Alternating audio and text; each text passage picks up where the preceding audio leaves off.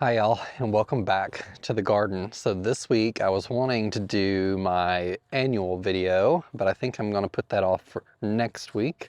I wasn't able to get all of the pictures pulled and prepared, and it was such a nice day today, and I didn't want to waste the nice weather. So I came outside and tarped a couple more places in the cut flower garden and spread some mulch over the vegetable garden. I removed the tarp there, and I'll show you that process briefly.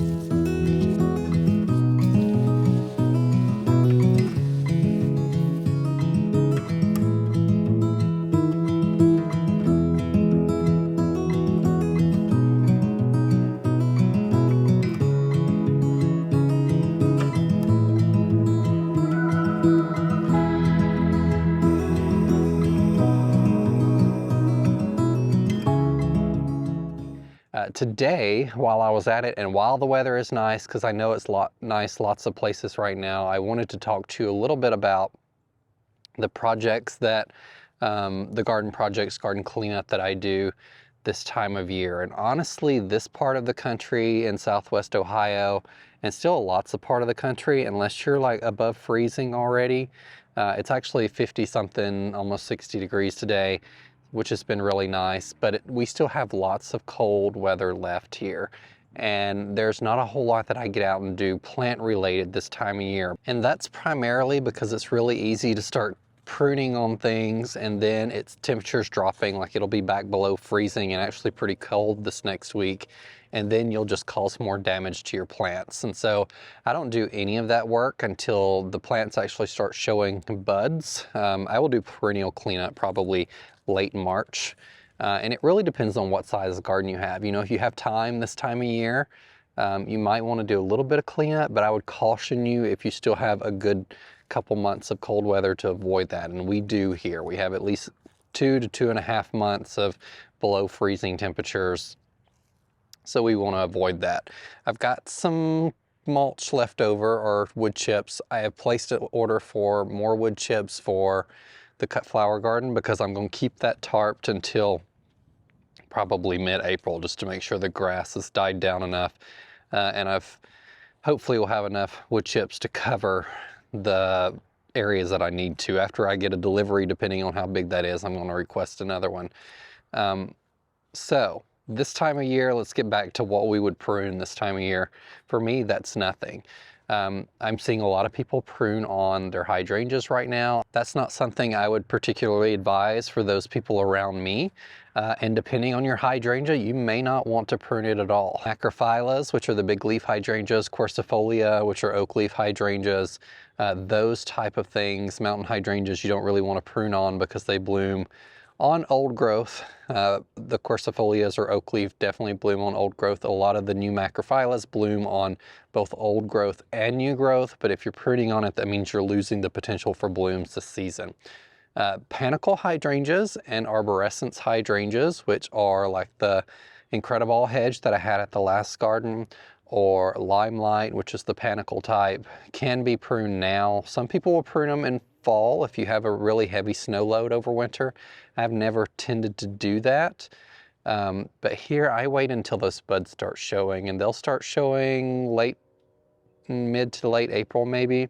And then you can actually see where you need to prune on those. And I've got several pruning videos you can watch on my channel of how to prune panicle hydrangeas and arborescens.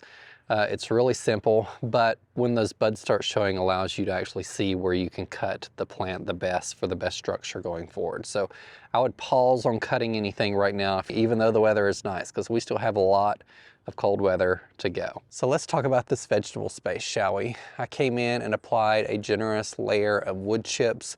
This was a very rough wood chips. The first chip drop that I got was a really good chip size. These had way more sticks in it, so the arborist or tree company just didn't have as good a machinery. The second chip I got, but they cost me $20 a load for 10 yards or more of wood chips.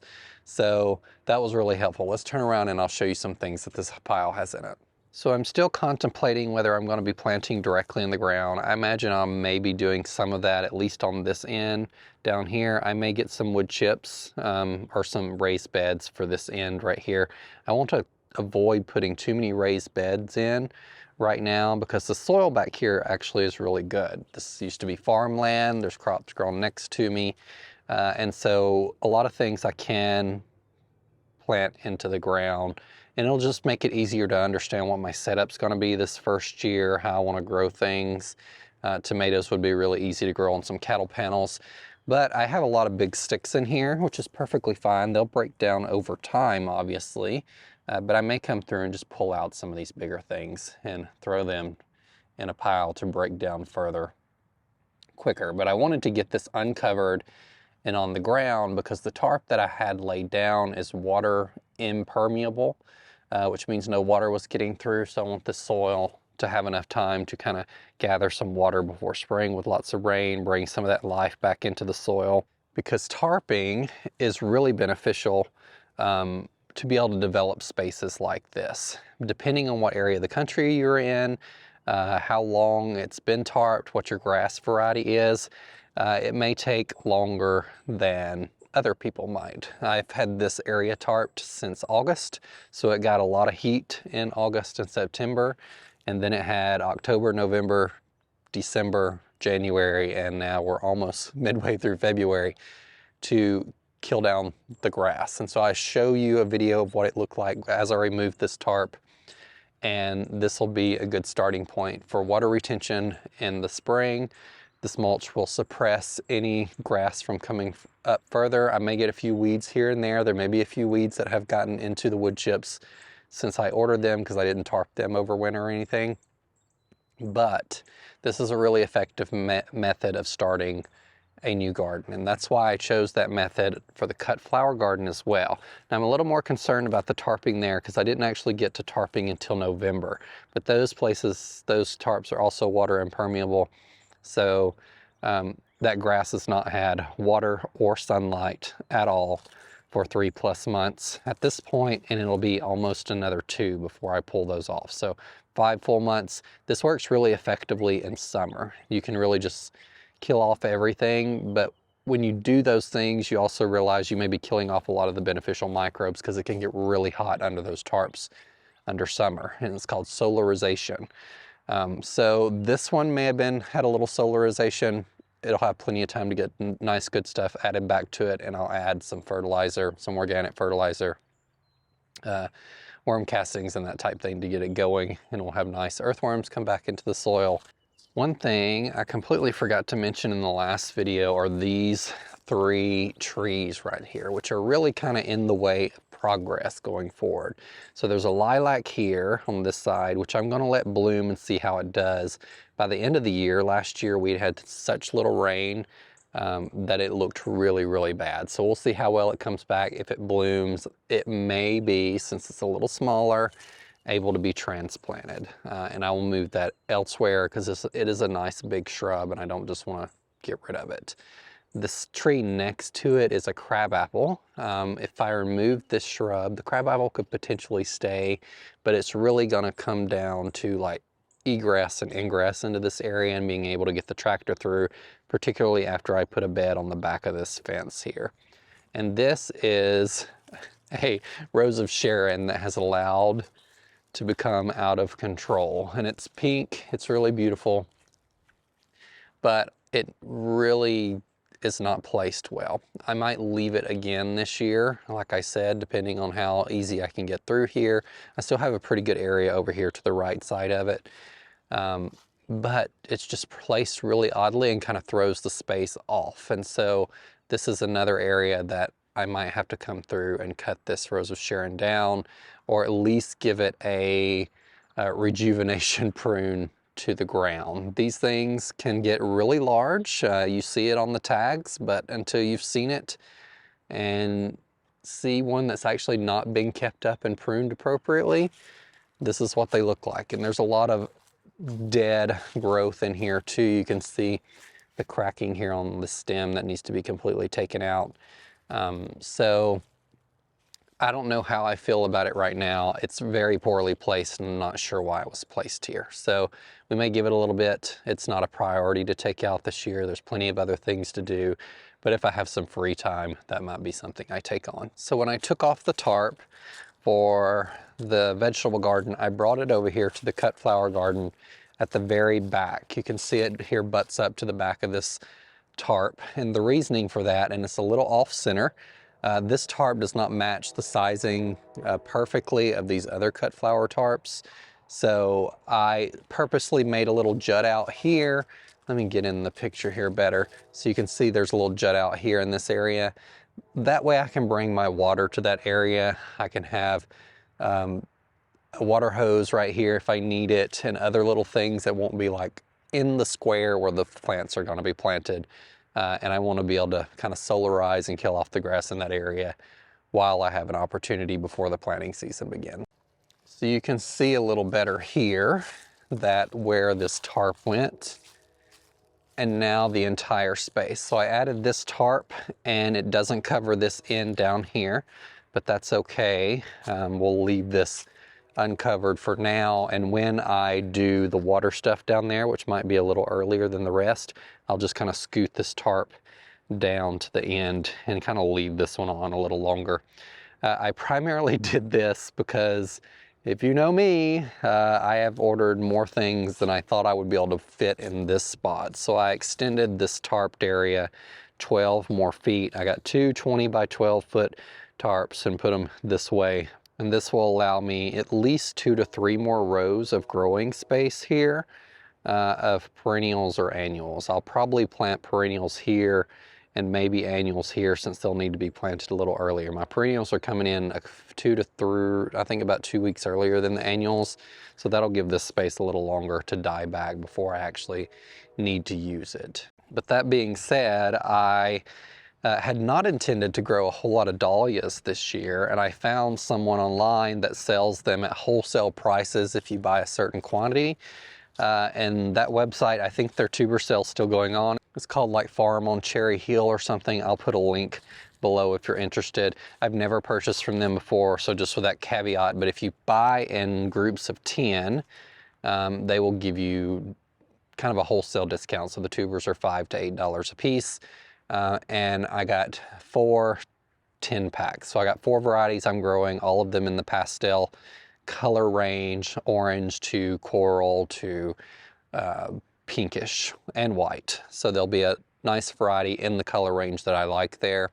I may pick up a few from the big box store or the local garden center, just a variety pack. Costco, as you know, I love to get things like that from there because you can just get a variety for a good price. And then I have some that I've ordered as annuals coming in, but they are smaller variety dahlias. The ones I picked up are the big ones. They get 4 to 5 foot tall, meant to be cut on. And so I will need an entire, probably length of row here just for the dahlias. And that's why I ordered more tarps to cover this area. I also, if you have been paying attention any on Instagram or following Florat Flower, you know she released her original variety zinnias that she had been breeding for 7+ years, and she had put a lot of time into those. I don't know if you were able to grab any, but I grabbed a lot of zinnias and a lot of celosia. So I expect that will also take an entire row, probably 4 foot wide. So I wanted to make sure as I was adding things that I had enough space going forward. The prices of those, I saw some people complaining about the pricing of those, but if you watched her 30-minute documentary on the process of breeding those, she has spent a significant amount of time breeding those. If you collect seeds from these you've grown from her originals, they would come back true to the same color. So although it was an investment up front, you can save seeds from those for years to come and grow very similar looking zinnias in your garden. And you also, I am a big proponent and supporter of small business and family-owned businesses, and I just really enjoy being able to support those things when I know that took years and years to craft and cultivate. Tons of little notes of paper jotted down, colors, selection, and all the heart that's went into breeding those. If you watched any of her content on Instagram or YouTube previously, you know there's a lot of love that goes into that process. All that being said, my cut flower space has grown originally from one 20 by 30 tarp to two 20 by 30 tarps to now 5+ tarps. I would have to calculate up the growing space, but these are 12 by 20, 12 by 20, 20 by 30, 20 by 30, and the big long one there is roughly, I think it's 10 to 11 by 40. So very excited about all the things I'll be able to do in this area for years to come. And then we can start tackling this area and the shrubs I want to plant here later in the spring after I get this area prepared. This area will take quite a lot of mulch or wood chips, I think, so I'm hoping a chip drop comes through at least 2 to 3 times. I might need that much because I'm going to need mulch not only for here, but I'm going to need it around the fence to do the hydrangea hedge as well. And in Southwest Ohio, our bulbs are starting to come up, which is a little early. I actually had some coming up before we had this really cold weather several weeks ago, and I could tell the tips were nipped of them. Primarily daffodils now, but I've also seen my alliums coming up, which is definitely kind of early for them. But I planted a lot of alliums, or I planted a lot of daffodils all over the property. I didn't order any specifically from any company.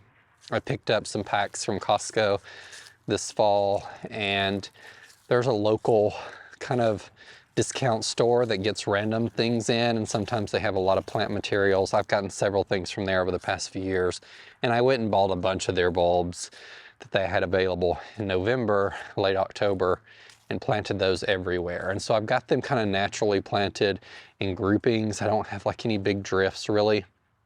Let me turn the camera around so you can see. So here you'll see I put labels, and this is how much these are out of the ground right now. You can see how tall those are getting. But I put little label markers all throughout this front garden bed. You can see them here and there.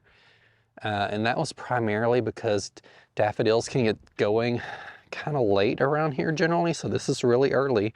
And I didn't know if I would be planting perennials in this space yet. And I did not want to disturb the bulbs that I had planted. So like some of these are not coming up at all yet. I don't see any growth there. Hopefully that's a good sign that the bulbs are okay. These are starting to poke out of the ground right there, but it's been really beneficial to get, or to be able to see where I have these things planted. So if I planted something and it doesn't come up, I know something was wrong with those bulbs, and it also allows me to see where I need to kind of not walk or damage anything going into spring planting. I'm also seeing some daffodils that the previous owner clearly planted in this area, and that's great. There was a lot up front here. I don't know what variety those will be. We'll have to see when they come up, but as to whether I want to keep those or not. I think probably daffodils in general, they're probably going to be yellow and they'll be okay, but I want to make sure they don't clash with anything else I have planted here. And if they do, I'll have to remove them. I noticed some as I was digging and planting some things in this space last year. Typically, the good advice when you move into a new home is to wait an entire year before you touch the garden. That way you can see what bulbs come up, what perennials come up in spring, and how the shrubs are going to perform over the next year. Well, obviously, you know that wasn't going to happen with me. So I got full strong going into fall and putting things in, and then we'll just have to deal with the consequences, so to speak, this spring as things come up. I don't think there's not going to be a whole lot of bulbs. I could tell previously, it depends on what garden you're moving into. You can kind of tell based on the prior owners how many things they may have planted that might be hiding out there. And there's not too much, but I did notice a few of them when I started digging around. Something else that I would not be pruning right now are roses. These are looking really good, the stems of these. This is a proven winner's variety called Coral. It's a reminiscent series, so reminiscent coral is the variety name, and the stems are looking really good. So there's no brown or black dead stems from these, and these were planted probably October, maybe September. I may have gotten these in a little earlier, and they're looking really good. Now, they don't have a whole lot of foliage on them. You could potentially come through at this time of year and remove the foliage just so there's no disease going into the spring. I'll probably be doing that, probably a little later though than right now, because it's only going to be nice weather for a couple days. Down here we have a variety called 𝗟𝗶𝗸𝗲 𝗟𝗶𝗸𝗲, I think, or honey and apricot. The leaves on these were getting a little diseased in the fall, so that is a priority to come through and clean these up. But the stems are still looking really great, and you can actually see buds forming on all of these little stems right here. You see those little red things right there. So maybe tomorrow our priority will be to come out and clean up at least the foliage on these, because these are seeming to get an early start. I didn't take you along when I planted a lot of the bulbs because there was just a lot to do in a very short period of time, but I planted a bunch of gladiator and another variety of allium whose name is escaping me back here behind these boxwoods. So they'll kind of grow up and just kind of like be levitating over this little boxwood hedge here, which kind of excites me, and I'm excited to see how that will go. And this little hydrangea right here called Let's Dance Skyview, I'm interested to see how well it reblooms this year. So this is a newer variety by Proven Winners. You probably can find it at your local garden centers this year. It's actually been out for more than a year now, I think. It's just kind of been making its way to local garden centers here recently. But look at all these buds. Like, this is entirely too soon. This is a variety that you do not want to trim on, so it's a big leaf. You see this in the name, 𝗟𝗶𝗸𝗲. Do not prune those varieties. There we go. So I love these tags by Proven Winners. I hope they make them available on their website. This is something they were trying out and sending some of the partners they work with when they send out the plants, and I've really enjoyed them. But it's also pushing new growth down here, so I may come through tomorrow and actually put some of this mulch over the base of this plant a little more to kind of protect those. Some of these buds may have probably not made it through winter because this was its first season. They're a little crispy, but that's okay because this hydrangea does bloom on new growth, so that means I should get blooms out of this year, regardless of any of last year's buds lived or not. But I can tell by looking at it that some of those buds did, because there's one, which is really good because it got -3 to -5 here at our latest really cold spell. Really good bud hardiness on these then. Now, if you wanted to prune your panicle hydrangeas, the paniculatas, limelight, limelight prime, little lime punch, bobo, all of those varieties, there's so many of them. Although I wouldn't advise it right now because we still have a lot of cold weather here, for those of you that live in lower zones, even if you're not seeing green buds yet and you still just want to get out there and do it, let me show you where you probably should cut. So here is the stem of a paniculata hydrangea. And a lot of plants exhibit the same characteristics. So if you're wanting to prune anything, you can kind of look similarly at those. But you can see going up the stem, there's little divisions here. Those are called nodes. So node, node, node, node. You want to trim above a node. Now in spring, if you wait long enough, these little nodes will start pushing little tiny green leaves. And so that's why I wait so I can make sure there's no damage, because the greatest thing you risk is cutting it too early and then maybe some of these buds died and then you just have brown sticking up where no leaves come out. Typically that's not a problem on paniculatas. They bloom on new wood and they're really hardy anyway, so you won't often have that issue. But these were planted just last year, so giving them a little extra time to wake up in spring and produce those green buds for you will be beneficial. Or you could just come through and clip off, obviously, the little blooms that are left over in this area. I won't be touching these, like I mentioned, until they start showing new growth in spring. And here, paniculatas start a little late, and so you probably won't see those until the end of April, if not the early beginning of May, depending on how the weather cooperates with us. While I'm here and before I go, check out the color on this Arctic Sun dogwood. Isn't that gorgeous? And that's why I planted this one here. So it's really tiny. I can never find this variety locally, and I don't know why, because it literally glows in winter.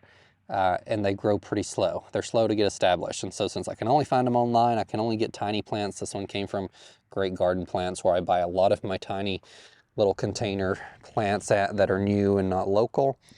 But it will literally, it just stands out right there. Even though there's nothing around it and it's so tiny, it will be really beautiful in the coming years as it grows in. One other thing, while I'm here, you may have seen a video, or I may have talked about putting on these little corrugated protectors around the trees here, these wide ones. These will stay on until it gets warm. This is why these things are on there. The weather that we're having today, it gotten up to almost 60 degrees, if not 60 degrees. That means the juices in the tree, the sap is going to start flowing when the sun hits it. Or when the weather warms up, and when it dips below freezing, like we'll have in the coming weeks, it can freeze and bust and cause cracks on these younger trees. Some varieties are more susceptible to it to others, so do your research. Maples are one of those varieties. These are also used for deer protection, obviously. Not seen any of that this winter, but I primarily did it to protect the varieties of trees that I just planted this fall from frost crack, which is what this is called. So this protects the sun from hitting the tree, the stem anyway, and reduces kind of that flow and warming up of the trunk that can then freeze and crack. Now, it doesn't mean that it's going to completely prevent that, but it is really helpful, and they're typically in white because white doesn't absorb heat.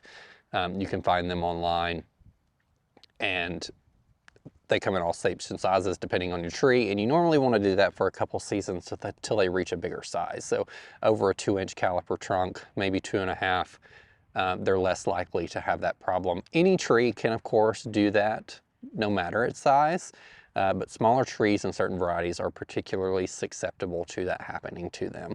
So giving them a little protection. These things are reusable from year to year. It'll come off in spring when it starts leafing out, and it'll just be really beneficial for these tiny babies until they get a little more established. All right, I think that is it for today. I'm glad you were here to take this garden walk with me as I updated you on some goings-ons.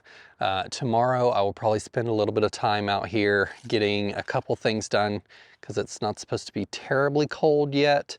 But then I'm going to go back in and hibernate, and then I'll start working on more inside content for you, like the annual video. I just wanted to be out here while the weather was nice and enjoying nature. Thank you guys for following along, and remember, be a light. Take care. Bye.